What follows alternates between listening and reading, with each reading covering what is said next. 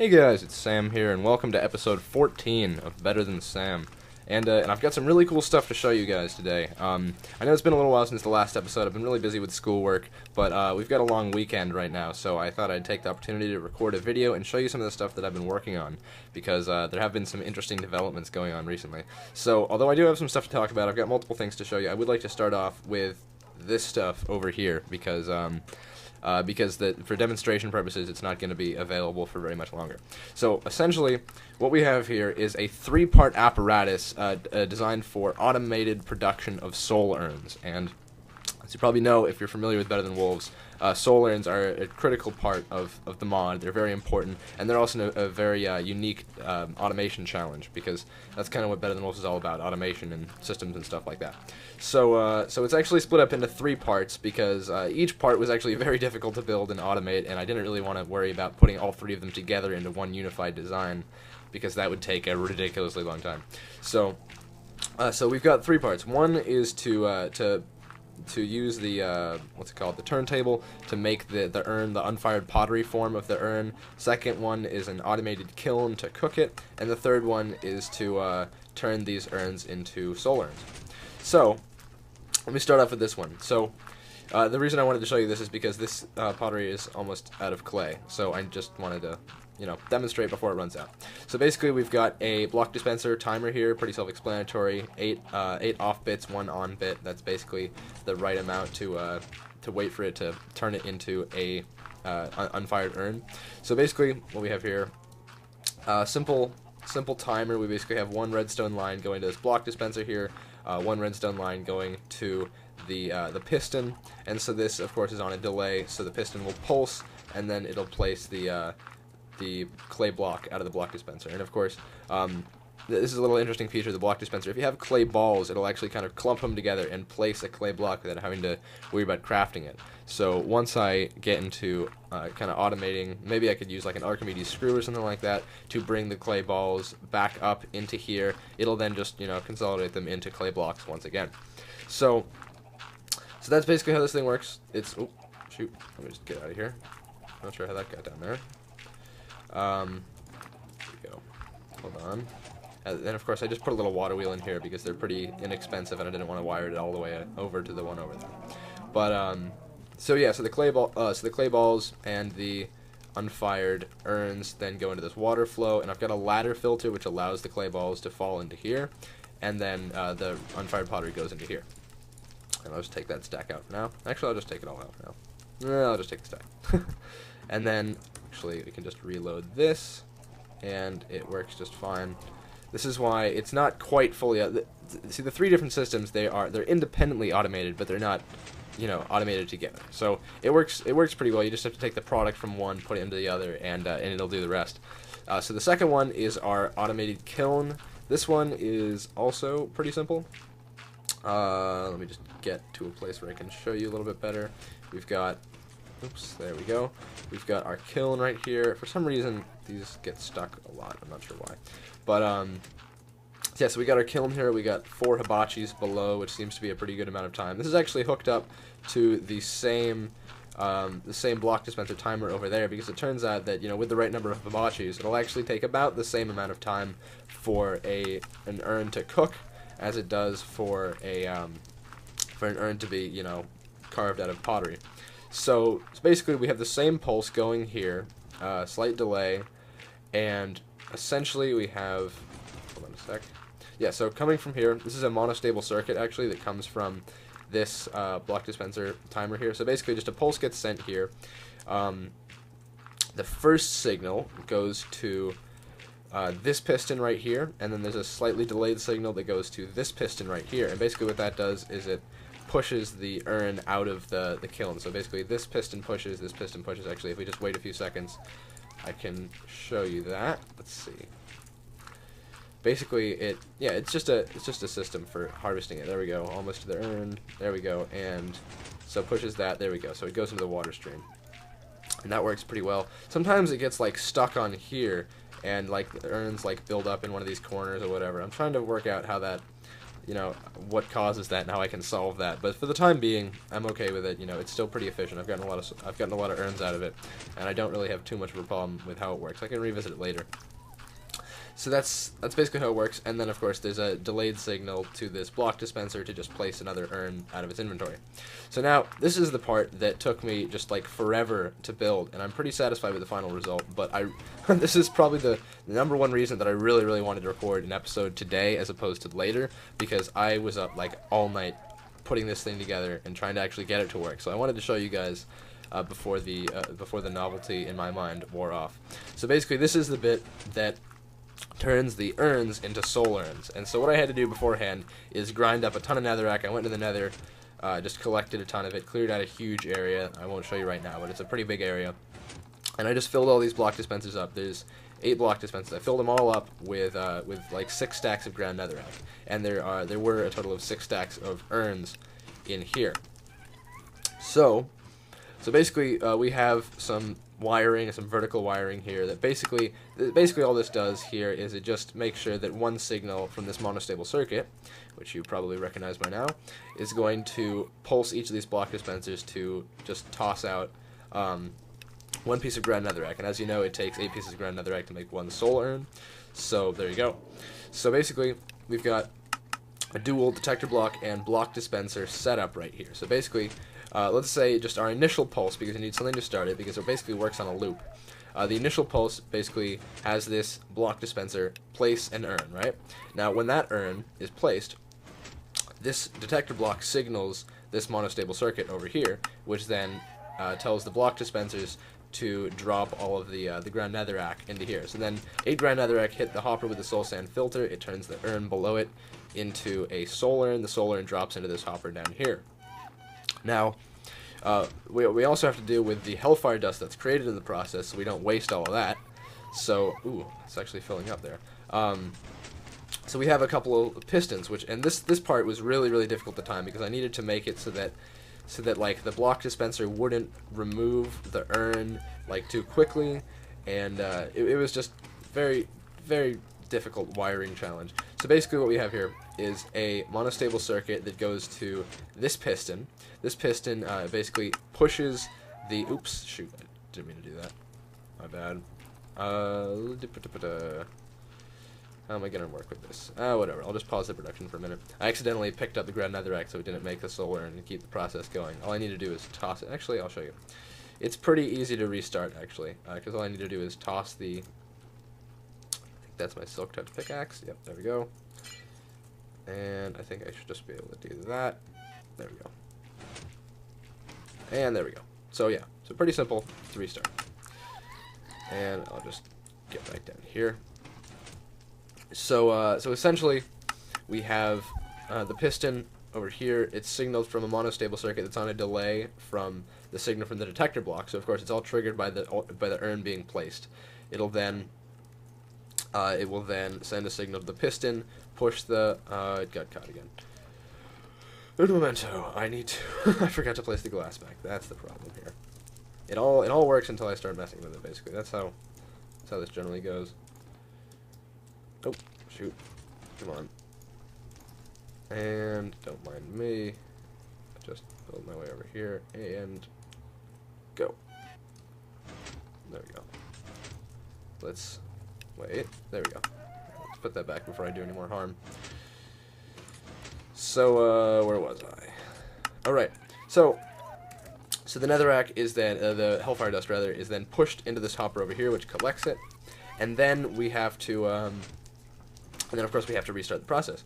So then the same signal that goes inevitably up to this monostable circuit here for the first piston, the one back there, it just goes on a delay to this monostable circuit that then pulses the block dispenser again. And because it's on an inverter, when it pulses it, the block dispenser acts to break the block in front of it and then place another one. So the block is actually placed. It won't be removed again. And of course, because there is no block after the urn has been turned into a soul urn, it'll just place the block, right? So then we have the problem of the ground netherrack making sure it all goes into this hopper right here, because of course we've got another hopper right next to it, and we don't want the ground netherrack to go in here, because then the full 8 won't enter it, and it won't make a soul urn, and the process gets jammed up. So what I did is I added a second piston here with this stone brick block that makes sure that all the ground netherrack falls into here, because we needed this block to be open in order for the hellfire dust to be pushed into this hopper. So we need a way to close this little valve here to make sure that none of the ground netherrack falls into this hopper. So basically, we just have a little redstone torch pillar right here, hooked up to that piston, and this basically is just a shorter delay from the detector block. So that's basically how that works, and essentially that will be triggered right before the ground netherrack pops out, and then it'll retract again once the solar urn has been created. So it works pretty well, and that is that's the design for you. And so this will just keep on making solar urns out of all the urns and the ground netherrack that I give it. So that's pretty cool.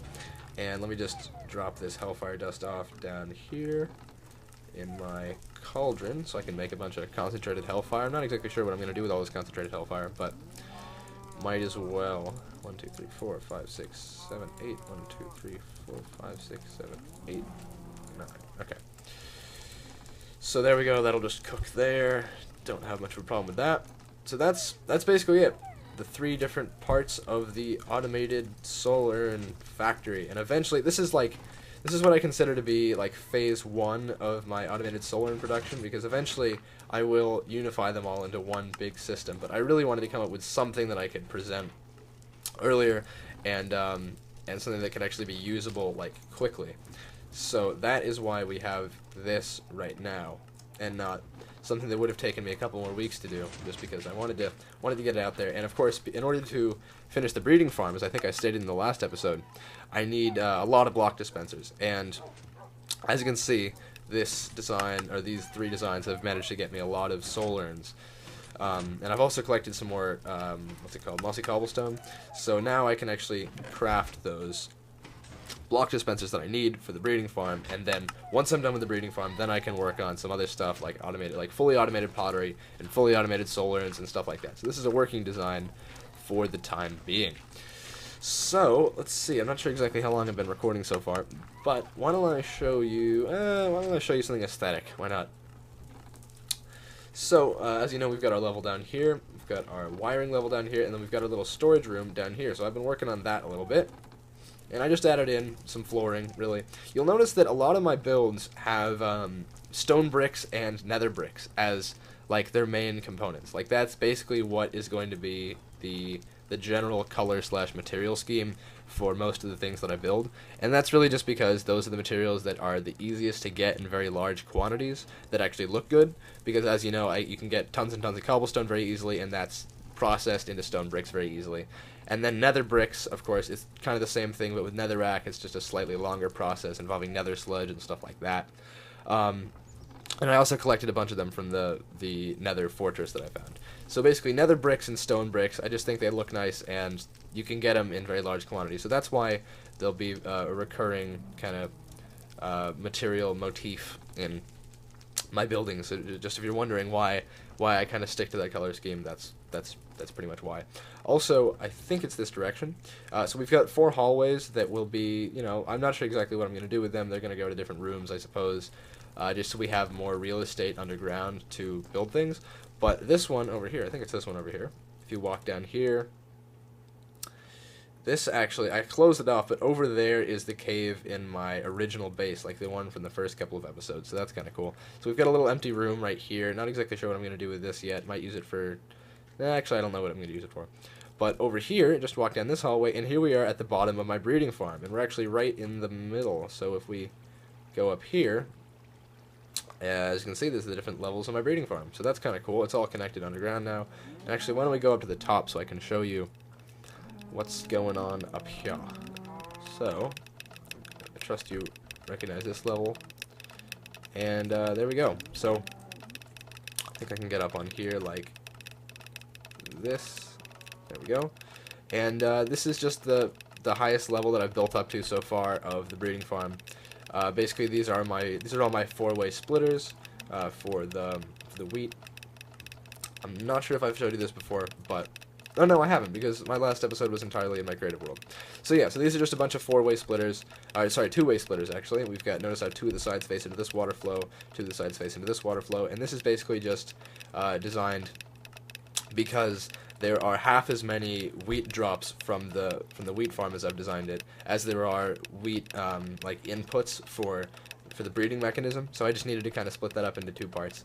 And so that's basically where the breeding farm is right now. I've just built up this level. Next is going to be the timing level, and then I've got the wheat farm itself, and that's basically how that's going to work. Actually, I think I'm going to switch over into my creative mode world very quickly, and I'll show you guys just some of the developments that I've had on the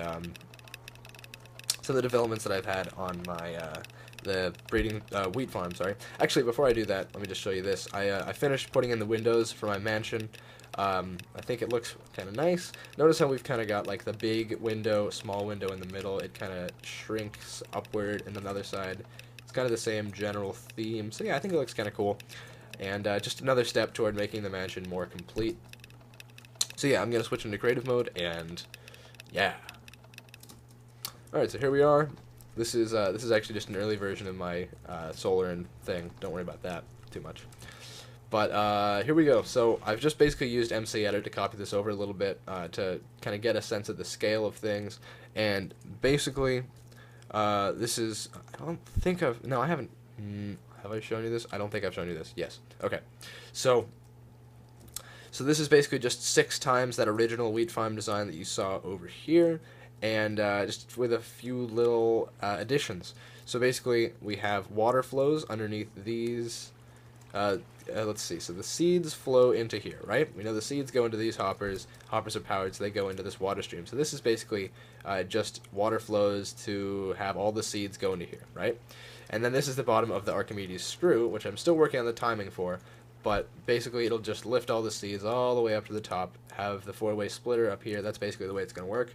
And we've got 6 different Archimedes screws, one here, one here, one here, here, just for each of the 6 different wheat units. And so that's basically how that's going to work. And I think we've got just enough space in the middle for 2 Archimedes screws. Then the wheat, I've actually indicated where the wheat is going to drop with these glass pillars here.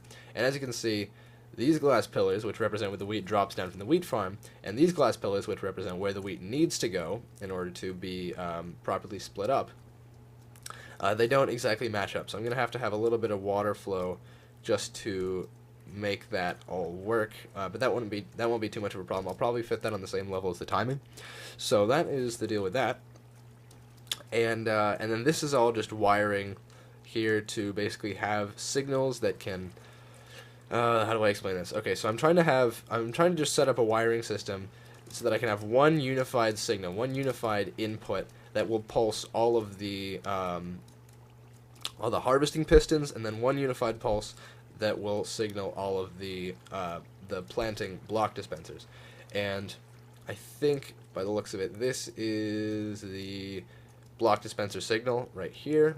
This the outer pillars are block dispenser signals, and then the little double ones are the piston signals. And so basically I'm just playing around with the timing to make sure that they all fire at the same time. And then once I get that done, I can just wire them all into the timer that I end up building somewhere around here in the middle.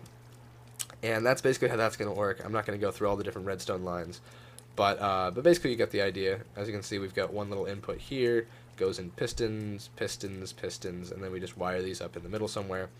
And then same deal with the other ones. So that's basically how that works, just trying to get all the wiring and the circuitry figured out, because once again, this is supposed to be a fully automated design. I really like automation, but it is it's very difficult. So that's basically the deal with that. Just thought I'd show you that, and let's go back into survival. Alright, there we go, back here, and so yeah, so that's basically the stuff that I've been doing in the meantime. Let's actually craft some block dispensers, why not?